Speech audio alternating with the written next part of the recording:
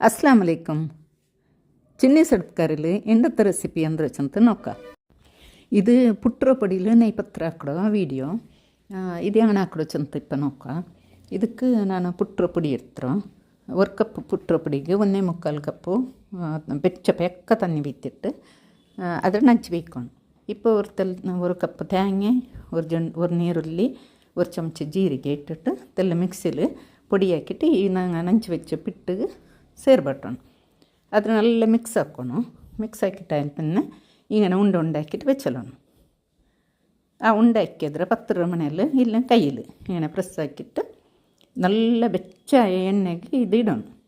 ಎಣ್ಣೆ ತಲೆ ಚಪ್ಪ ಮೆಲ್ಲ തീ വെച്ചിട്ട് വെച്ചാക്കോತೀರ നല്ല ജോറ് തീ വെച്ചിട്ട് എണ്ണ നല്ല വെച്ചായാൽ പിന്നെ ഈ ഞങ്ങൾ ഒത്തി വെച്ചോ ഈ നെയ്പത്തറ് ഇട്ടിട്ട് എണ്ണയിൽ നല്ല കാച്ചിട്ട് എടുക്കണം.